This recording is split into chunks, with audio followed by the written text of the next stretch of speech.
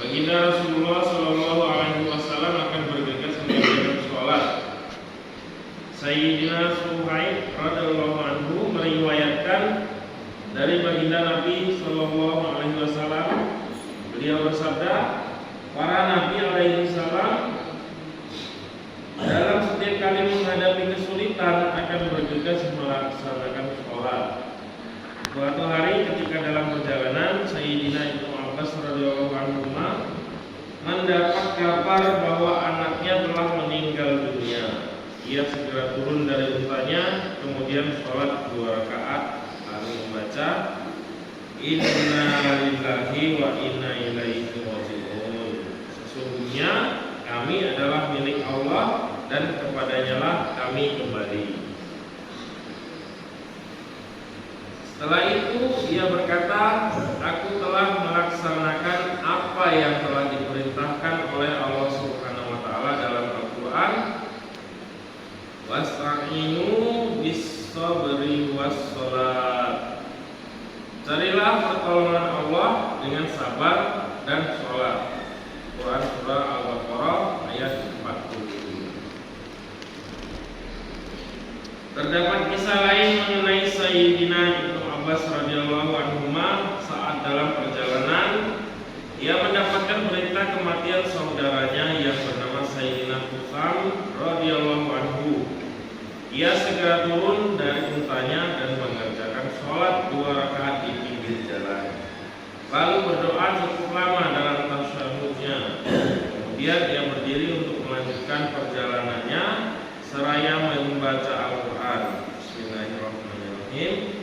Wasta'inu bis-sabri was-shalat wa innaha lakabiratu illa 'alal khashi'in. Carilah pertolongan Allah dengan sabar dan sholat, dan sesungguhnya sholat itu sangat berat kecuali bagi orang-orang yang khusyuk hatinya. Quran surat Al-Baqarah ayat 45. Carilah pertolongan Allah dengan sabar dan sholat. Sesungguhnya sholat itu sangat berat kecuali bagi orang-orang yang khusyuk hatinya. Quran surat Al-Baqarah ayat 45. Insya Allah mengenai masalah khusyuk ini akan dijelaskan pada bab ketiga juga. Disebutkan sebuah kisah lain mengenai Sayyidina Ibnu Abbas radhiyallahu anhu. Ummu Kulsum radhiyallahu anha, yaitu Sayyidina Abdurrahman radhiyallahu anhu, menderita sakit parah. Suatu ketika ia pingsan sehingga semua orang meyakini ia telah meninggal dunia. Melihat hal itu, Sayyidatina Ummu Kulsum radhiyallahu anha segera mendirikan sholat. Ketika Sayyidatina Ummu Kulsum radhiyallahu anha selesai sholat, ternyata Sayyidina Abdurrahman radhiyallahu anhu siuman kembali. Ia bertanya kepada orang-orang di sekelilingnya, apakah aku tadi seperti orang radhiyallahu anhu berkata, apabila kesulitan menimpa keluarga baginda Nabi Shallallahu Alaihi Wasallam, maka beliau akan menyuruh keluarganya mendirikan sholat seraya membaca ayat Al-Quran. Bismillahirrahmanirrahim.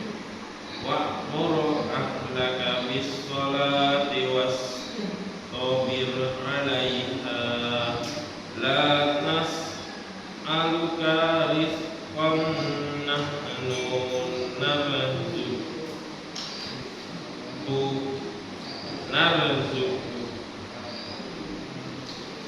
wal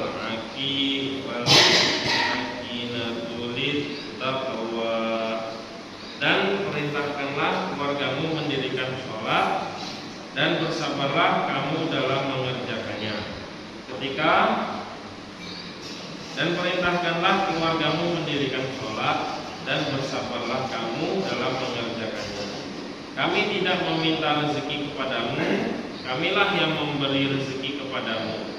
Dan akhir yang baik itu adalah bagi orang-orang yang bertakwa.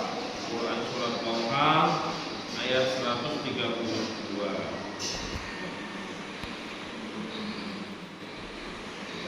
Pentingnya iman, ikhlas, dan ihtisab. Baginda Rasulullah Sallallahu Alaihi Wasallam mengenai arti iman. Beliau menjawab, artinya ikhlas. Baginda Rasulullah Shallallahu Alaihi Wasallam pernah ditanya mengenai arti iman. Beliau menjawab, artinya ikhlas. Dalam kitab At-Taqrib banyak ditulis riwayat tentang ikhlas, sebagaimana disebutkan dalam suatu riwayat bahwa ketika Sayyidina Mu'adz radhiyallahu anhu diutus ke Yaman untuk memimpin daerah tersebut, ia meminta nasihat kepada baginda Nabi Shallallahu Alaihi Wasallam. Maka beliau bersabda, jagalah keikhlasan dalam agama, karena dengan keikhlasan meskipun amal itu sedikit akan mencukupi. Selain menyebutkan Allah Subhanahu Wa Taala hanya akan menerima amal seorang hambanya yang dilandasi dengan keikhlasan. Sebuah hadis qudsi menyebutkan, akulah yang maha kaya yang tidak perlu dengan sekutu siapapun. Dalam kebiasaan di dunia, orang-orang bersekutu satu sama lain, saling memerlukan dan saling menjaga hati. Sedangkan Allah Subhanahu Wa Taala yang maha kaya tidak perlu dengan siapapun. Barang siapa yang melakukan suatu amalan yang ia menyekutukanku dengan yang lain dalam amalan tersebut, aku akan menyerahkan amalan itu kepada sekutu tersebut.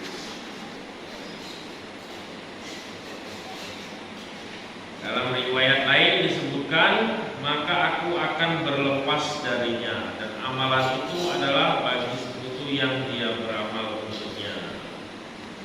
Hadis riwayat Muslim dari kitab Mishkat.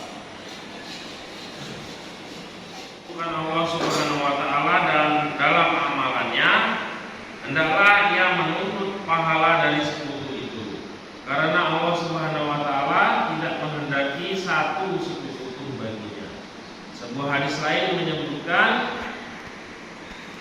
barang siapa sholat karena riya, ingin dilihat orang lain, sungguh ia telah syirik. Barang siapa berpuasa karena riya, sungguh ia telah syirik. Dan barang siapa bersedekah karena riya, sungguh ia pun telah syirik. Hadis riwayat Ahmad dari kitab Mishkat. Maksud berbuat syirik di sini adalah dia beramal untuk Allah Subhanahu Wa Taala dan sekaligus untuk memperlihatkan kepada orang lain. Maksud berbuat syirik di sini adalah dia beramal untuk Allah Subhanahu Wa Taala dan sekaligus untuk diperlihatkan kepada orang lain, sehingga Allah Subhanahu Wa Taala dijadikan sekutu di dalam amal tersebut. Amalan itu tidak sampai kepada Allah Subhanahu Wa Taala, tapi amalan itu hanya akan sampai kepada orang yang ia harapkan pujian dan penghargaannya. Tidak berkumpul suatu kaum dalam satu rumah dari rumah-rumah Allah. Mereka membaca kitab Allah, saling belajar mengajar sesama mereka, kecuali diturunkan kepada mereka sakinah, rahmat menaungi mereka. Para malaikat rahmat mengerumuni mereka, dan Allah Subhanahu Wa Taala akan menyebut-nyebut nama mereka di kalangan malaikat yang ada di sisinya. Faedah hadis ini menerangkan keutamaan khusus madrasah-madrasah pesantren yang memiliki berbagai kemuliaan. Jika seseorang menghabiskan seluruh umurnya untuk mendapatkan satu saja dari kemuliaan tersebut, itu pun masih dianggap remeh. Padahal banyak sekali nikmat yang akan diperolehnya, khususnya keutamaan yang berakhir, yaitu dia akan disebut-sebut di sisi Allah Subhanahu Wa Taala. Disebutnya nama kita oleh kekasih merupakan nikmat yang tidak bisa dibandingkan dengan apapun. Mengenai turunnya sakinah telah banyak disebutkan dalam berbagai riwayat. Ulama hadis telah banyak menjelaskan macam-macam penafsirannya, tetapi tidak ada pertentangan di antara penafsiran-penafsiran tersebut. Bahkan semua memiliki maksud yang sama. Sayyidina Ali radhiyallahu anhu menafsirkan sakinah sebagai sejenis angin khusus yang berwajah seperti wajah manusia. Al-Maksudi rahmatullah alaih berpendapat bahwa sakinah adalah nama sebuah nampan di surga yang terbuat dari emas yang digunakan untuk mencuci hati para nabi alaihi salam. Sebagian ulama mengatakan bahwa sakinah itu suatu rahmat khusus. Imam Tabari rahmatullah alaih mendukung pendapat bahwa sakinah adalah ketenangan hati. Sebagian yang lain menafsirkan sebagai ketenangan, yang lain menafsirkan sebagai kewibawaan, dan yang lain lagi menafsirkan sebagai malaikat. Samping itu masih banyak penafsiran lainnya. Hafiz Ibnu Hajar rahmatullah alaih menulis dalam kitab Fathul Bari bahwa sakinah dapat diartikan sebagai semua yang telah disebutkan di atas. Imam Nawawi rahmatullah alaih menafsirkan bahwa sakinah ialah gabungan antara ketenangan, rahmat, dan lain-lain. Kita ikan dengan لو كان بيننا الحبيب